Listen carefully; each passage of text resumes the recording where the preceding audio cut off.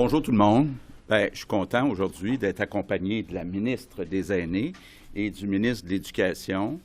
Pour moi, c'est une journée importante. On lance une opération qui est sans filet, une opération qui est cruciale, qui est urgente. On n'est pas certain, il n'y a pas de garantie nulle part qu'on va réussir, mais il faut tous ensemble qu'on réussisse. Et puis, je demande même votre aide aux médias. Il faut trouver 10 000 personnes. Donc, 10 000 personnes qui vont accepter dans moins de 2 semaines de participer à une formation de 3 mois, donc du 15 juin au 15 septembre. Les personnes, évidemment, vont être cruciales pour enfin régler le problème dans nos CHSLD. Je pense que tous les Québécois vont être d'accord avec moi. On ne veut plus jamais revivre ce qu'on a vécu dans les CHSLD. Puis évidemment aussi, il faut se préparer à une possible deuxième vague. Donc, il y a une urgence d'agir. Et puis, j'en profite tout de suite pour remercier la ministre et le ministre pour le travail qui a été fait au cours des dernières semaines. Je pense pas que ça soit jamais vu de développer un nouveau cours puis de le mettre en place aussi rapidement, mais c'était nécessaire. Donc, je lance aujourd'hui un appel, en particulier aux plus jeunes, par opposition aux aînés. Vous savez, on l'oublie parfois, mais quand on est aîné, on a d'abord été jeune. Nos aînés ont contribué à la société, ont contribué à bâtir le Québec. Or, aujourd'hui, nos aînés les plus vulnérables ont besoin des plus jeunes qu'eux et elles. Ont besoin des jeunes, ont besoin de leur force, de leur énergie, finalement, leur humanité aussi. Donc, on a besoin de gens qui ont le goût de venir faire la différence. Donc, je dis à tous les jeunes, et mettons moins jeunes, mais quand même pas en CHSLD comme résidents, de venir s'inscrire. Donc, je le dis à tout le monde, les Québécois, on a besoin de 10 000 personnes. Inscrivez-vous. L'adresse est ici. Je vous la donne tout de suite, quitte à la répéter 3 fois, québec.ca/devenir préposé. J'espère que dans les prochaines minutes, les prochaines heures, il y aura beaucoup d'inscriptions. C'est, je le répète, pour le 15 juin.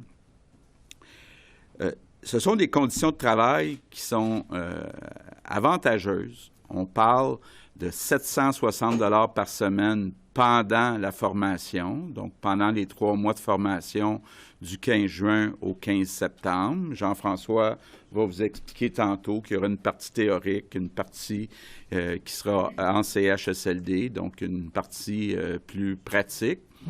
Puis pour ceux qui réussissent le cours, à partir du 15 septembre, bien, ils vont avoir un emploi à temps plein, 49 000 $ par année avec tous les avantages sociaux. Donc, c'est quand même intéressant. Mais évidemment, puis je veux le dire quand même, là, les enseignants vont s'assurer de ça. On ne veut pas des gens qui sont juste là pour le salaire. Évidemment, le salaire, c'est important. Quand on parle de valoriser un emploi, c'est pas à négliger le salaire. Mais c'est un travail qui n'est pas facile.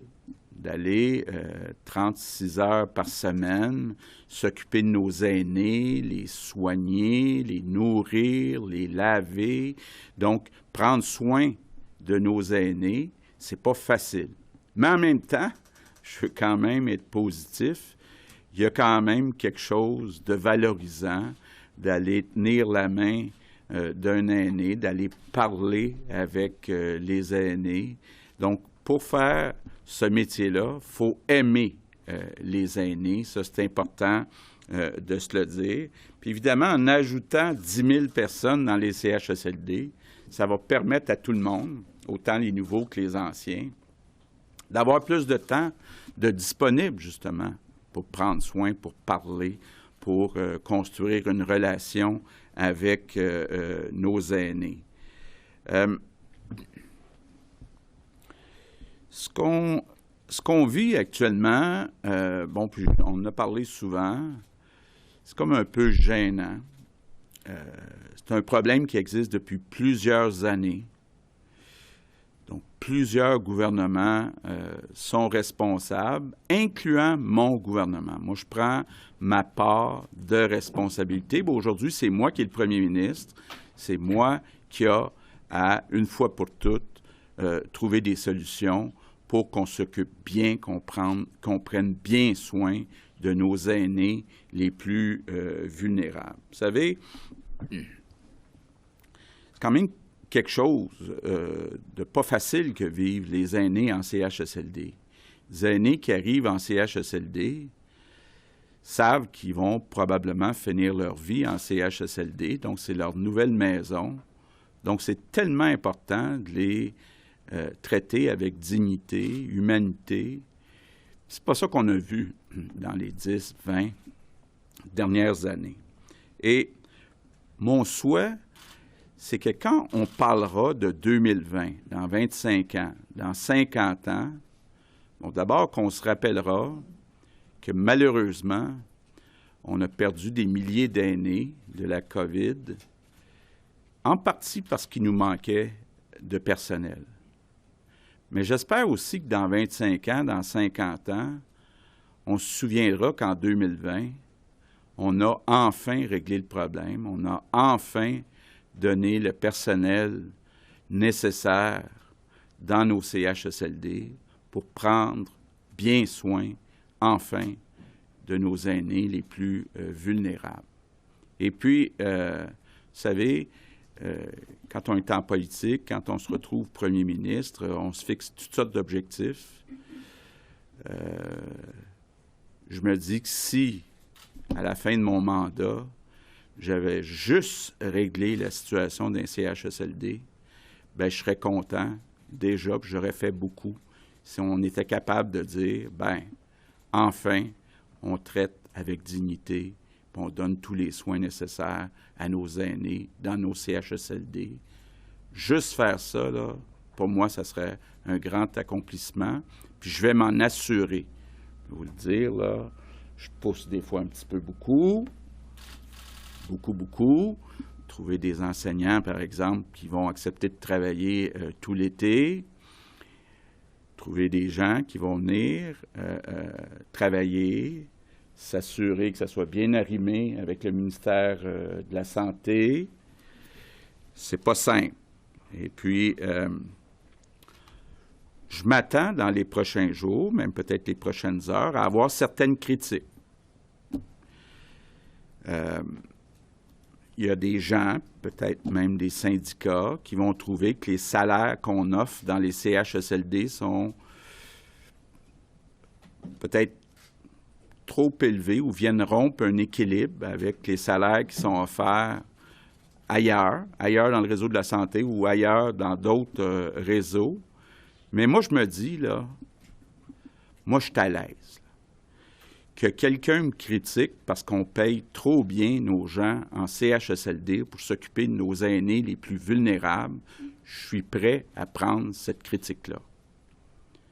Je pense que, oui, on aurait pu avoir des semaines, des mois encore de discussion avec les syndicats, mais je pense que c'est le temps d'agir. Aujourd'hui, c'est le temps d'agir, de régler ce problème gênant pour toute notre société. Donc, j'en appelle à la bonne volonté de tout le monde.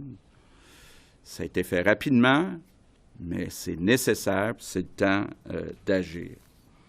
Donc, encore une fois, je termine en remerciant la ministre des Aînés, remerciant le ministre de l'Éducation, rappelant le compte, allez-y rapidement, s'il vous plaît, québec.ca/devenir préposé. Donc, je compte sur votre engagement. J'ai besoin de vous autres. J'ai besoin de 10 000 personnes de bonne volonté pour aller s'occuper d'une tâche noble, s'occuper de nos aînés les plus vulnérables dans notre société. Donc, engagez-vous, inscrivez-vous. Sur ce, je passe... Non, je vais dire un petit mot en anglais, pardon. Good morning. Today, we're launching an operation to recruit 10,000 people to be trained as orderlies, and have a permanent job next September. Our goal is to mobilize 10,000 people to take care of our most vulnerable. This operation is crucial to prepare ourselves for a possible second wave. So I'm asking all Quebecers from the bottom of my heart, if you're ready to mobilize your strength, your energy, your humanity, if you want to make a real difference in the life of our elderly, please join us. We need you. You will have very advantageous conditions. You'll get paid $760 per week for the training, and after that, you'll have a permanent full-time job with benefits, and we're talking about a yearly salary of $49,000. We're acting in emergency to protect our most vulnerable and to prepare for a second wave of contagion. So we need to build for the future. We need to treat our elderly with dignity, respect, humanity. So we need your goodwill. I'm counting on you all. Thank you. Maintenant, je passe la parole au ministre de l'Éducation, Jean-François Robert. Merci beaucoup, Monsieur le Premier ministre. Je suis très content aujourd'hui de dire que le ministère de l'Éducation, le réseau de l'Éducation, fait sa part encore une fois pour nous aider, tout le monde ensemble, à passer à travers la crise. Donc, aujourd'hui, on propose un nouveau programme accéléré qui s'appelle « Soutien aux soins d'assistance en établissement de santé ». Donc, clairement, c'est une attestation d'études professionnelles qui mène au poste de préposé en CHSLD. Donc, on invite évidemment toutes les personnes qui veulent faire une différence dans la vie de nos aînés, en travaillant dans des conditions qui peuvent être parfois difficiles, mais qui sont aussi très stimulantes, des milieux de travail, évidemment, qui sont humains, à s'inscrire dès aujourd'hui. Les inscriptions sont ouvertes, comme l'a dit le premier ministre, québec.ca/devenir préposé. La formation va être dispensée à la grandeur du Québec, donc dans toutes les régions du Québec. Il y a 52 centres de services scolaires, du côté francophone comme anglophone, qui vont pouvoir offrir cette nouvelle formation, cette nouvelle attestation d'études professionnelles. La nouvelle formation compte 375 heures d'apprentissage, durera 3 mois à temps complet, donc commence le 15 juin pour se terminer autour du 15 septembre. C'est une formule hybride qui prévoit au départ à peu près 120 heures directement en apprentissage initial, en centre de formation. Après quoi, pour le reste de la formation, il y aura une alternance, formation et apprentissage en milieu de travail, apprentissage directement en centre, avec un parrainage, avec quelqu'un d'expérience qui va être capable de continuer les apprentissages, mais toujours évidemment sous supervision d'enseignants, parce qu'on parle d'apprentissage en milieu de travail et d'apprentissage de cours théoriques en alternance, après une formation de base. C'est important, avant d'envoyer les gens sur le terrain, prodiguer des soins, on veut être certain de leur donner une formation de base pour être certain qu'ils soient bien habilités à donner des bons soins dès le jour 1, sous supervision, à la fois des professeurs et des gens qui sont des gens d'expérience. Les 3 principales compétences de ce programme-là, c'est prévenir les infections et la contamination, développer une approche relationnelle apportant du soutien et du réconfort, et fournir des soins d'assistance aux personnes. Donc, cette nouvelle attestation d'études professionnelles va mener à des postes qui seront éventuellement des postes permanents de préposés en CHSLD, des postes qui vont permettre aux gens de vivre une belle carrière et de pouvoir s'épanouir sur le plan personnel tout en gagnant bien sa vie. C'est tout un défi qu'on a relevé, puis je veux vraiment remercier le premier ministre d'avoir mis la barre aussi haute. parce que en plaçant la barre aussi haute, ça nous a tous motivés, autant dans le réseau de l'éducation que dans le réseau de la santé. On a travaillé très fort, les ministres et les cabinets ensemble, mais aussi, il ne faut pas se le cacher, les sous-ministres, les gens au ministère. Il y a eu beaucoup d'appels aussi qui ont été faits directement dans les centres de formation, les gens de terrain, pour valider que ce qu'on faisait était applicable, était faisable. C'est tout un défi de se préparer à accueillir 10 000 élèves dès le 15 juin, mais c'est un défi qu'on est capable de relever. Donc, inscrivez-vous. On n'en veut pas 5 000, on n'en veut pas 8 000. On aura de la place pour 10 000 élèves. 10 000 élèves qui vont s'engager dans un bon parcours de formation. 10 000 élèves qu'on souhaite diplômer en 3 mois pour ensuite avoir marqué, je vous dirais, avoir marqué l'histoire avec cette formation courte. Puis, comme a dit le premier ministre, avoir dit qu'en 2020, on aura fait un changement qui sera durable pour la suite des choses. Voilà. Maintenant, la ministre des Aînés, Marguerite Blais.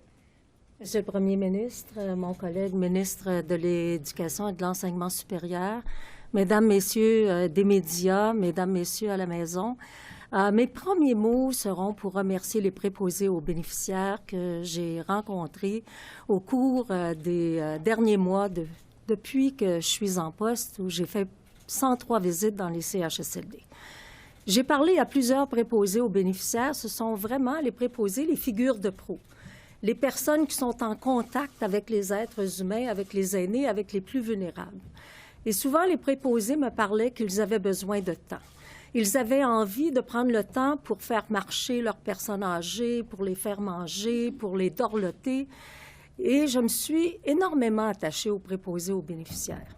Et quand le premier ministre nous dit « je les pousse un peu fort, parlant de nous », non, vous ne poussez pas trop fort, Monsieur le Premier ministre, parce que c'est la première fois que je rencontre réellement un premier ministre qui a à cœur les personnes vulnérables et les aînés dans la société.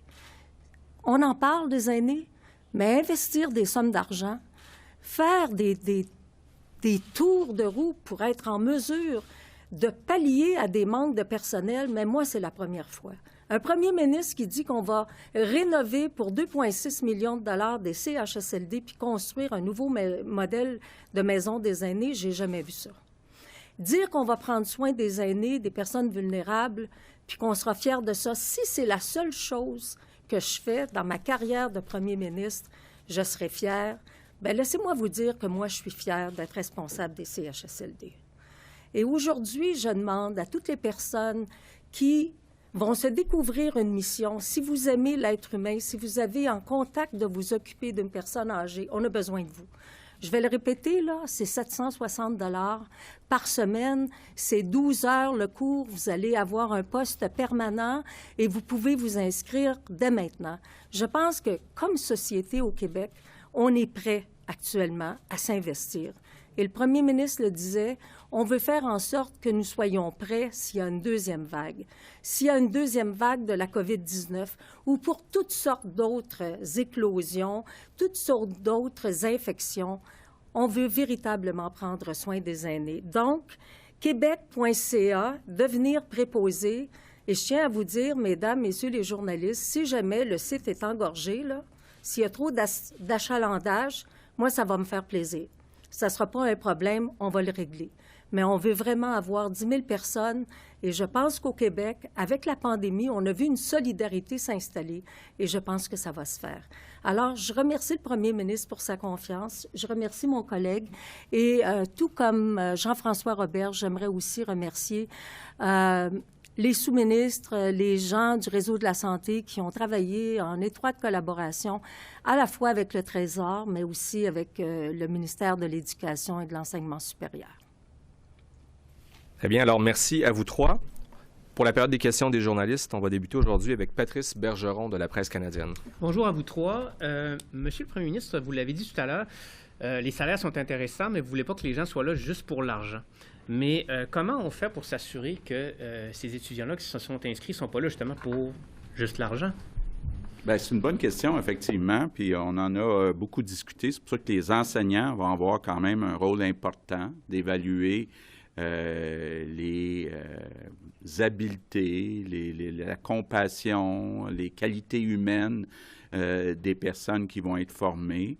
Évidemment aussi, les personnes qui vont superviser la partie stage, je peux appeler ça comme ça en CHSLD, vont avoir leur mot à dire.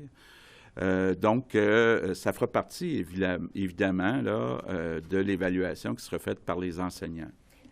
Si je peux ajouter quelque chose, en faisant des visites, j'ai rencontré des aides de service qui étaient formées sur place dans les établissements. Et souvent, le commentaire qui revenait, c'est qu'on sait immédiatement quand on est plongé dans un établissement si on est fait pour faire cette profession-là, si on est fait pour s'occuper des personnes âgées. Alors, comme il y aura une combinaison de la théorie et de la pratique, mais je crois que la personne va le savoir immédiatement si elle peut véritablement, si elle a la mission, si elle a le cœur pour s'occuper des plus vulnérables.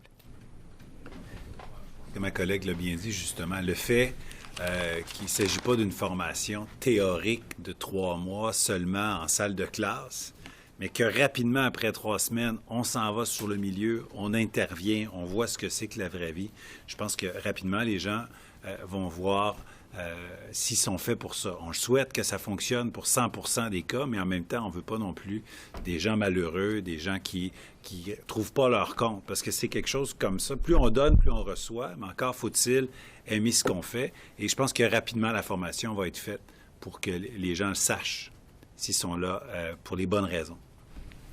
Par ailleurs, M. le Premier ministre, il y a des critiques qui s'élèvent, notamment de la Dr Joanne Liu, et puis même ce matin, le chef du Parti québécois, M. Bérubé, il a fait écho également sur la proximité du directeur national de la santé publique et du gouvernement, notamment sur la question des masques. Elle dit donc que les raisons qui ont été invoquées étaient farfelues. Mme Liu, elle a dit ça. Est-ce que le directeur de la santé publique n'a plus la distance et l'indépendance nécessaires pour exercer son rôle correctement par rapport au gouvernement? Non, moi, je pense que le docteur Arruda a agi avec toute l'indépendance que ce poste-là nécessite. On a eu des bonnes discussions durant les 3 derniers mois, à peu près tous les jours. Bon, moi, j'ai suivi les indications du docteur Arruda, mais le docteur Arruda donnait ses consignes là, de lui-même. Ce n'est pas nous qui avons imposé quoi que ce soit au docteur Arruda. Maintenant, au tour d'Alain Laforêt, TVA Nouvelles. Monsieur le Premier ministre, vous parliez de critiques tout à l'heure. Une des critiques vient de ceux qui gagnent le salaire minimum. Ce qu'on craint, c'est un déplacement des employés, que des petites entreprises qui ne seront pas capables de donner 26 $ l'heure voient leurs travailleurs se diriger vers les CHSLD. Est-ce qu'il y a des mesures pour contrer ça et est-ce que vous craignez justement un exode des bas salariés vers les CHSLD? Bon. Et on va distinguer 2 types d'employés. D'abord, les employés dans les CHSLD, RPA et RI privés, effectivement. On travaille d'ailleurs, bon, vous le savez, il y a déjà des contributions qui sont faites pour aider les employeurs à mieux payer leurs employés.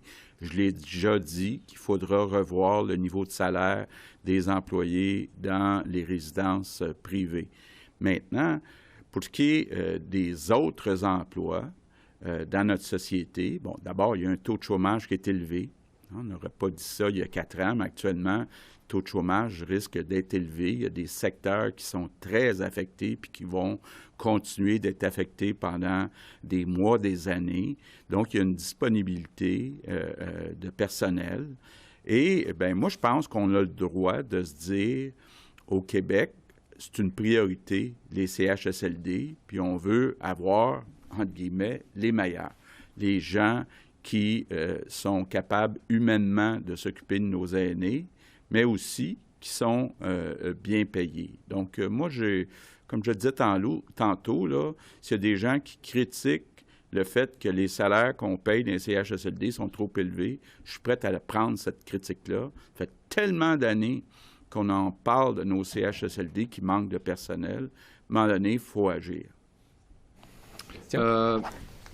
Bon, votre projet est très ambitieux. Là. Vous dites que d'ici 2 semaines, il faut que vous remplissiez le centre Vidéotron, presque à pleine capacité. C'est quoi le plan B? Bien, écoutez, moi, d'abord, là, j'ai confiance qu'on va y arriver. Il faut comprendre qu'actuellement, on a à peu près 10 000 employés non formés qui ont été recrutés via « Je contribue ». Bon, c'est pas idéal, il y a beaucoup de... Mais en même temps, là, puis je veux faire attention à ce que je dis, là, ils ont fait un travail extraordinaire, puis on les remerciera jamais assez d'être venus nous donner un coup de main. Et j'espère qu'un certain nombre parmi ces 10 000 vont s'inscrire dans les cours aussi pour les 3 mois. Donc, évidemment, là, il y a ces 10 000 personnes-là qui sont là, mais on a besoin de gens, on a besoin de plus de gens formés. Puis malheureusement, ce qu'on a constaté depuis 1 an et demi, c'est qu'on a augmenté les budgets des CHSLD, on a affiché des postes, mais aux anciens salaires, on n'arrivait pas à combler ces postes-là. Donc, j'espère qu'avec des salaires beaucoup plus élevés, on va être capable d'y arriver. Puis, il y a aussi toute la question, Marguerite en parlait tantôt, c'était pas nécessairement là, agréable de voir ce qui se passait dans les CHSLD, parce que c'est un peu comme l'œuf puis la poule. Parce qu'il manque d'employés, c'est pas intéressant d'ajouter des employés, parce qu'ils n'ont pas le temps de prendre le temps avec les aînés. Donc, en ajoutant 10 000, on rend la tâche aussi plus agréable à tout le monde. On va avoir aussi des maisons des aînés qui vont être neuves, plus grandes, plus belles, donc un environnement aussi physique qui est plus agréable. Donc, mon objectif, là, c'est vraiment que ça soit agréable de travailler dans les CHSLD.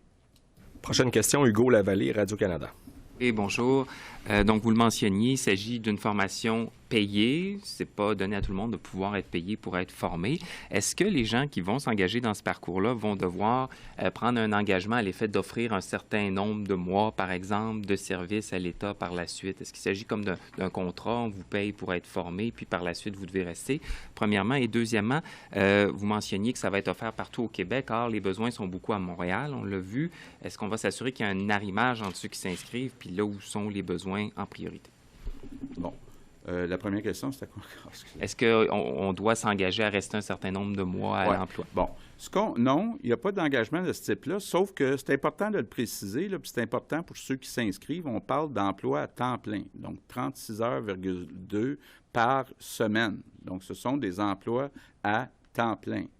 Donc, les gens là, qui disent « Moi, je suis intéressé, mais je veux travailler 1 journée ou 2 par semaine », ne sont pas éligibles. On leur demande de travailler à temps plein. Mais effectivement, il y a un certain risque. On forme des gens, que les gens, pour toutes sortes de raisons, décident de s'en aller après quelques mois. C'est possible. Maintenant, concernant Montréal-Région, bien, c'est ça. On a établi les besoins selon les régions. Donc, on a réparti les 10 000 postes entre les régions. On va attendre de voir les applications pour voir. La situation parfaite, ce serait que les applications arrivent dans les nombres pour chacune des régions. Mais ce n'est pas impossible qu'éventuellement, soit pour la formation, soit pour le travail par la suite, que des gens soient peut-être obligés de déménager de région, par exemple, en venant à Montréal. Ce n'est pas impossible, mais on va regarder, là, évidemment, les applications qu'on va avoir dans les prochains jours.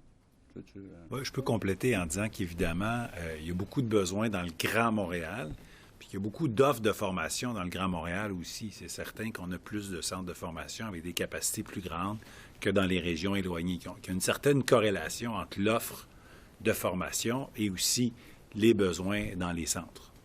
Rapidement, sous question. J'ajouterais peut-être un détail, c'est que le Québec est l'une des sociétés les plus vieillissantes. Alors, c'est normal que dans certaines régions aussi, le manque de personnel. Je parle, par exemple, de la Mauricie, qui est une région très, très vieillissante. Je parle de la Capitale-Nationale, où, il n'y a pas si longtemps, le taux de chômage était le plus bas à travers le Québec. Donc, il manquait de personnel aussi. Donc, il faut regarder le fait que le Québec vieillit, puis de toute façon, ça va nous prendre des préposés aux bénéficiaires, compte tenu du fait que la population est constamment en vieillissement. rapidement. J'aimerais revenir maintenant sur la déclaration que vous avez eue hier concernant le profilage là, au sein des services de police. Vous avez mentionné que ça va faire partie de la réflexion du ministère de la Sécurité publique, le fameux livre vert. Or, quand on lit le livre vert donc, qui a été déposé en décembre, il y a un seul paragraphe là, où on traite de profilage dans la section intervention dans un contexte socioculturel diversifié. Alors, concrètement, à quoi est-ce qu'on peut s'attendre de la part de cet exercice-là? Est-ce que vous demandez aux gens qui ont été nommés, au comité, aux experts, de vous faire des recommandations spécifiques là-dessus, au-delà de ce qu'il y avait déjà là, dans le document? Absolument. Moi, je pense qu'il ne faut pas se mettre la tête dans le sable, là. Il y en a chez une minorité de policiers du profilage racial. On ne veut plus en avoir. Donc, on veut s'assurer que tous les corps de police prennent les mesures nécessaires pour qu'il n'y en ait plus au Québec. Mais je répète ce que je disais hier, on n'est pas dans la même situation qu'aux États-Unis, là. On n'a pas eu la même histoire non plus que les États-Unis. Donc, oui, il y a du travail à faire, entre autres chez les policiers. Puis moi, je veux que ça soit tolérance zéro.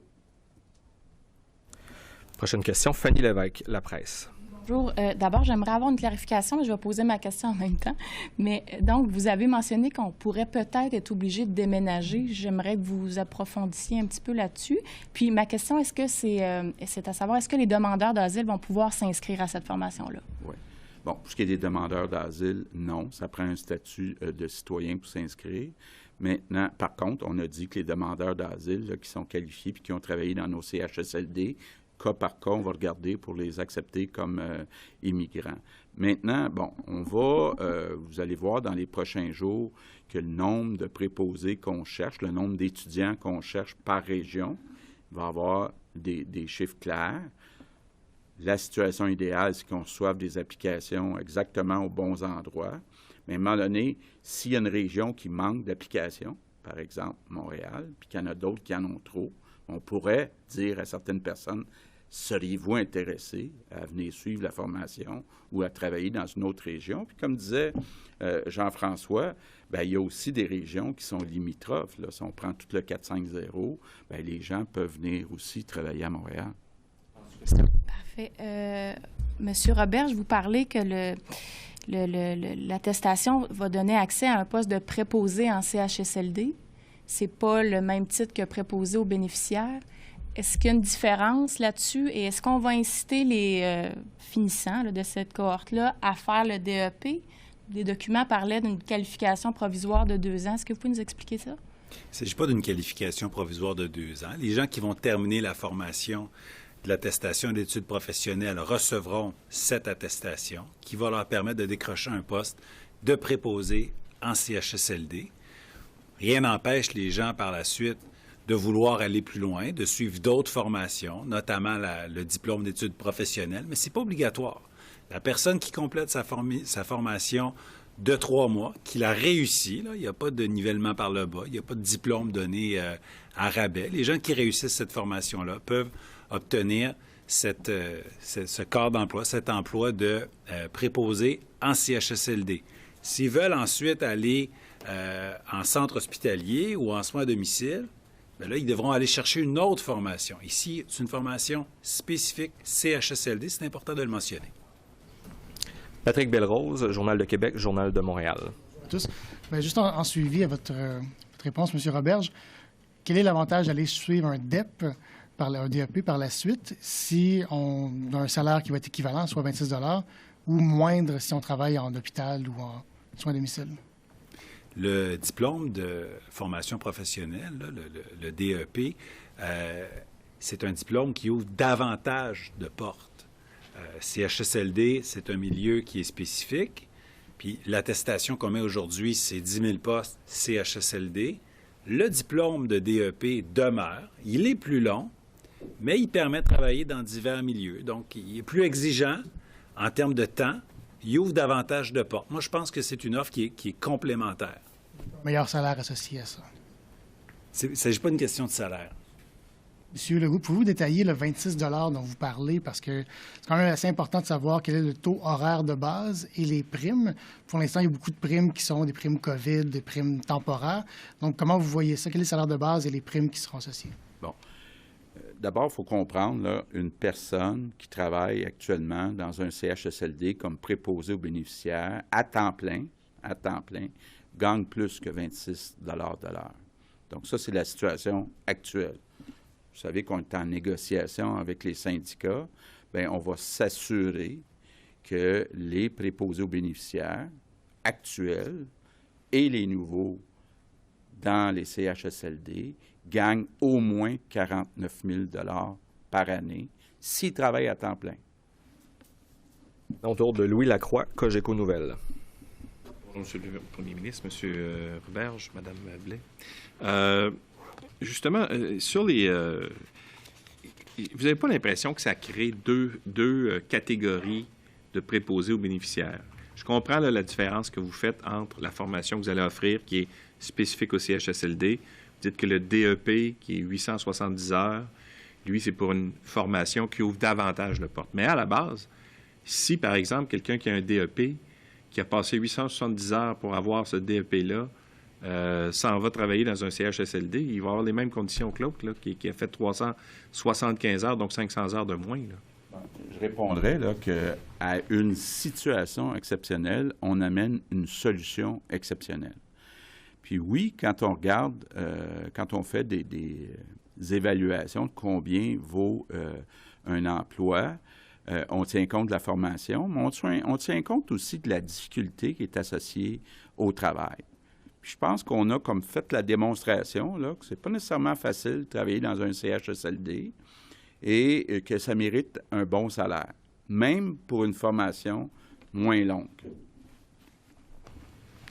Ma deuxième question, ce serait sur ce qui s'est passé, ce qui se passe, bien sûr, entourant toutes les manifestations qu'il y a eu. Vous dites, vous, M. Legault, qu'il n'y a pas de racisme systémique au Québec.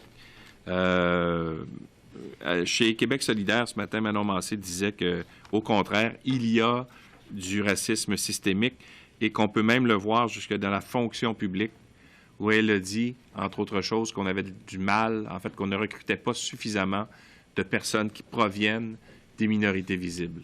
Alors, est-ce que vous partagez cette analyse-là, qu'il n'y a pas suffisamment, en fait, qu'il peut y avoir une forme de racisme dans la fonction publique, en ce sens qu'on hésite à embaucher des gens qui proviennent de minorités visibles? Pour avoir discuté avec les représentants de la fonction publique, un des défis qu'on a, c'est qu'il y a une bonne partie de la fonction publique qui est à Québec, dans la ville de Québec, dans notre capitale nationale. Or, quand on regarde les minorités visibles, toute proportion gardée, il y en a moins à Québec qu'à Montréal.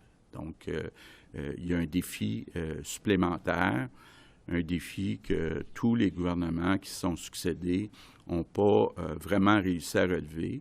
Par contre, c'est un objectif qu'on poursuit, d'avoir une meilleure représentation des minorités visibles dans la fonction publique. Pour ce qui est du débat sur est-ce qu'il y a du racisme systémique ou non, moi, je répète ce que j'ai dit depuis longtemps. On a, malheureusement, au Québec, des gens qui sont racistes dans toutes les parties de notre société, puis il faut lutter contre le racisme. Mais la grande majorité des Québécois sont pas racistes. C'est dans ce sens-là que je dis, il n'y a pas un système en place qui fait qu'on s'organise pour discriminer. Prochaine question, Marie-Michel Sioui, Le Devoir. Bonjour. Je suis allée faire un tour sur votre page Facebook, M. Legault. Ah? Il y a certaines personnes qui notent que vous avez supprimé certains commentaires. Je voulais savoir si c'était bel et bien le cas, puis pourquoi vous aviez pris la décision de modérer ou de supprimer des commentaires. Je parle de votre publication sur George Floyd, là, évidemment. Bien, écoutez, il y a des gens qui, effectivement, modèrent les pages quand c'est trop agressif. Là. Il y a des règles qui sont établies puis qui sont suivies. Malgré ça, quand je vais lire, parfois, je trouve qu'il y en a qui sont méchants avec moi, mais ils restent là, les commentaires. Mais quand ça devient des insultes, bien là, en tout cas, il y a une série de critères. Vous pourriez demander aux gens des communications où on pourrait vous donner une réponse plus précise des directives qui sont suivies là, sur les comptes Facebook, mais des commentaires qui sont des insultes personnelles ou des gens qui sont racistes, par exemple, bien oui, il peut y avoir des commentaires qui sont effacés. Oui, vous venez de dire, en fait, qu'il y a une minorité de personnes qui sont racistes au Québec.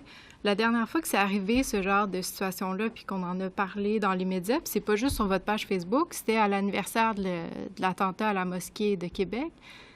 Qu'est-ce qui explique donc que ces commentaires-là soient là? Est-ce que cette minorité de personnes-là se retrouve davantage dans les sections commentaires sur votre page Facebook? Comment vous l'expliquez, en fait, cette situation-là? Bien, malheureusement, au Québec, il y a encore du travail à faire. Donc, il y a encore des gens qui, malheureusement, sont racistes. Donc, et puis, qui aiment bien aller faire des commentaires sur les médias sociaux. Donc, c'est malheureux. Je pense qu'il ne faut pas tolérer ça. Et puis, effectivement, quand c'est exagéré, il faut les effacer. Mais, en même temps, je ne veux pas qu'on se compare avec les États-Unis. On n'a pas vécu l'esclavage puis l'histoire des États-Unis. Puis je ne sens pas, à l'égard des minorités visibles, là, dont on parle beaucoup, qu'il y a une situation semblable ici que ce qu'on voit aux États-Unis. On complète avec Olivier Bossé-Le Soleil. Bonjour. Vous dites qu'il n'y a pas de garantie de succès. Pour vous, là, c'est sûr que c'est 10 000 le mieux, mais c'est beaucoup 10 000, puis vous l'avez répété. C'est combien de succès? C'est 2 000, 5 000, 8 000? À quel moment vous allez dire c'est quand même, ça a valu la peine? Laissez me donner mon bulletin, là, mais bon, moi, je suis quelqu'un d'ambitieux, là, je vise 10 000, mais bon, chaque personne de plus qu'on va pouvoir, chaque personne de plus qualifiée qu'on va pouvoir ajouter dans les CHSLD, ça va être ça de fait. Mais moi, j'ajouterais quelque chose. Je trouve ça important d'être capable de penser en dehors de la boîte. Quelle merveilleuse idée d'avoir un horizon plus élevé, de se dire on est ambitieux, puis on va tout mettre en œuvre pour être en mesure d'essayer de régler un problème. Tout le monde en convient qu'il manque de préposés aux bénéficiaires dans les CHSLD. Ce n'est pas un secret de polichinelle. Alors pourquoi qu'on n'est pas capable de se projeter puis de dire on va y parvenir? Bien, c'est ça qu'on fait. Monsieur Legault, sur les frais COVID que les entreprises commencent à charger, comme les dentistes, les coiffeurs, parce que ça leur prend plus de temps, il a fallu qu'ils payent de l'équipement. Est-ce que le gouvernement a des moyens de mettre des balises à ça, de limiter ces surplus-là pour les consommateurs? Bien, c'est sûr que le gouvernement contrôle le secteur public. Là. Par exemple, les médecins, là, il n'y a pas question de charger des frais COVID. Par contre, quand on parle du secteur privé, bien, c'est souvent l'offre et la demande qui jouent. Là. Donc, on n'a pas tout le temps toute la prise possible. Évidemment, il faut souhaiter que ça reste raisonnable, que ça tienne compte des coûts réels. Puis, il y a quand même des coûts réels qui sont associés à la COVID pour certains services qui sont offerts. Donc, il faut que ça reste raisonnable. Bon, si jamais il y avait un problème particulier, il y a des secteurs où on exagérait, bien, peut-être qu'on pourrait le regarder, là, mais il reste que quand même, notre capacité d'intervention est limitée dans le secteur privé. Là. Très bien. So time now for questions in English. We'll start today with Samuel Pouliot, CTV News. Hi, Mr. Legault. Healthcare workers are protesting right now. They are exhausted, they are burning out, and they are asking for more vacation time this summer. What do you say to them, considering all the new people you are recruiting won't be there in time to relieve those already on the front lines? I think we have to make a very important difference between healthcare workers and unions. Unions are now in negotiation with the government. So, of course, they would like to have a better condition. And, well, is it the right time to have this kind of action? I'm not sure of that. I think we are in a crisis. I would like to see everybody working together. I understand very well that the healthcare workers have worked a lot in tough conditions in the last 3 months. I understand that. But we have to be careful when we look at the actions of certain unions. And in Côte-Saint-Luc, Côte-Saint-Luc is making mask mandatory on July 1st in all its public buildings. Is that something you would consider in Quebec, across Quebec? We'll have to ask the question to Dr. Arruda, but so far, no. Thank you. The next question is from Raquel Fletcher, Global News. Côte-Saint-Luc has made mask mandatory in public indoor spaces. The mayor says he hopes other places follow suit and that the premier is listening. What is your reaction, Mr. Legault? I just answered the question. No, we don't plan to have it mandatory. And as a second question, should Montreal police finally be outfitted with body cams? Outfit with? Body cams. Les caméras portatives. Oh, caméras corporelles. We don't look at that right now. All right. So next question, Phil Autier, Montreal Gazette. Good day. I just want to return to the question of systemic racism. Some people yesterday were disappointed that you said there is no systemic discrimination, no systemic racism in Quebec. The Human Rights Commission has said it exists. The Vien Commission has said it exists. Why do you say it does not exist? Because for me, the vast majority of Quebecers are not racist. And I don't see a system, an organized system in the police community or anywhere that is having discrimination as a system. That's it. Okay. Yes, next question is for Mr. Roberge. I'm getting a lot of emails from people who want, also for you, Mr. Legault, who want to work in the CHSLDs, and they are, but for some of the ones that I get anyway, their French is not so good. They would like to work, and they might not necessarily be completely fluent in French.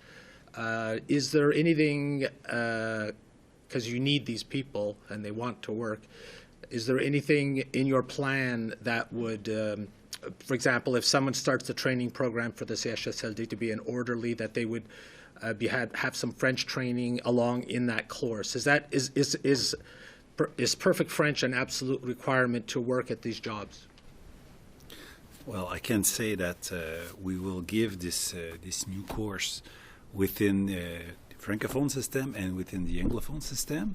And it's not built in this course to have some French lesson within the 375 hours, but maybe we could look at something if we want to help English-speaking people to get some jobs in maybe some Francophone CHSLD.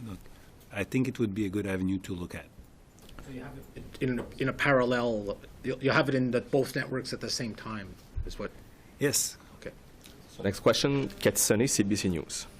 I'm wondering, Premier Legault and Mrs. Blais, I looked at the two advertisings, and you have Henri and Thérèse, and you're trying to appeal through this human touch. But it's always been really, really hard to recruit orderlies. And the ones that we saw with a human touch in the past few weeks are asylum seekers. And you're blocking them from taking that training. So I'm just trying to understand why it's a good timing to have this strategy, and why are you blocking asylum seekers that showed this human touch in the last few weeks to take that training? Okay. First, in order to have the right to follow some courses in Quebec from the network of the education system, you need to be a resident, a citizen. So that's a condition.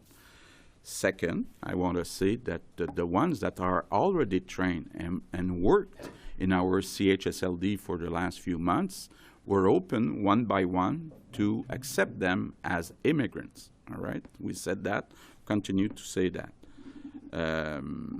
And Passion would work this time to recruit as many people as 10,000. Why compassion, showing compassion, would appeal to people right now?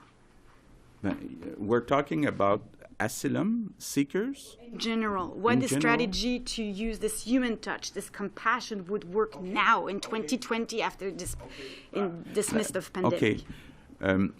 I think that in adding 10,000 people, it will mean that the work will be better conditions. If you're 10,000 more people working in CHSLD compared to the actual number, it means that the workers, the new and the former workers, they will have more time for each resident. So it means that it's a situation where it's a better job, the better working conditions. So I think that's important because in the past, some people, they didn't want work in the CHSLD because they knew that there were very important shortages of employees, so they had to run like crazy.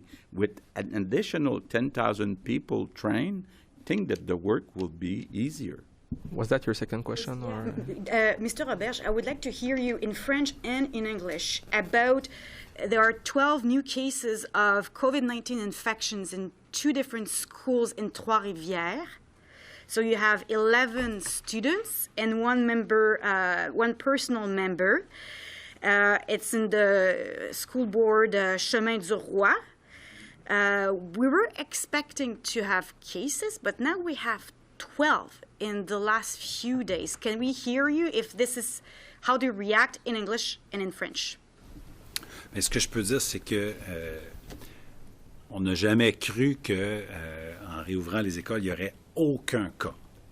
On a pris toutes les mesures nécessaires. On s'est appuyé sur toutes les recommandations de la santé publique et aussi de la CNESST pour avoir des milieux qui soient les plus sains et sécuritaires possibles. On travaille en groupe classe aussi pour éviter que si jamais il y a une éclosion, donc plusieurs cas dans un groupe restreint, bien que ça se limite à un groupe, à une classe, et non pas d'avoir une éclosion à la grandeur d'une école.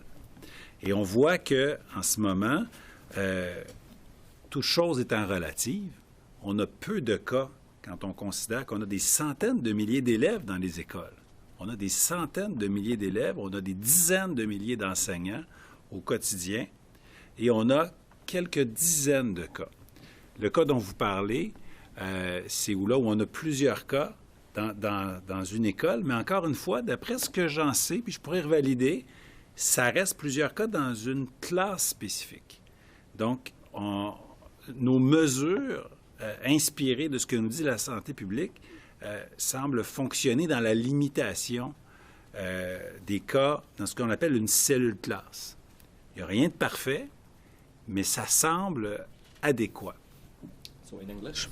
Yes, I would say that considering that we have almost half of the elementary school open right now, we have a lot of kids, a lot of teachers, and still we have not that much cases. I want to be prudent. I don't want to banalize it because each case is a case and it's important in the life of a person, of course, and we want to take care of everybody in the system, of course, teachers and support staff and principals and kids, of course. But following the rules of la santé publique and following the rules of the healthcare system, we assure that when we have some cases, it's still within one group, one class, and it won't spread to one school. So we won't have to close an entire school, and Santé Publique will tell us how to act in this special situation. But I think that it proves that we did follow the rules, and we are available to contain those cases within one class, one group. So thank you very much. Donc, c'est ce qui complète pour cette conférence de presse. Merci.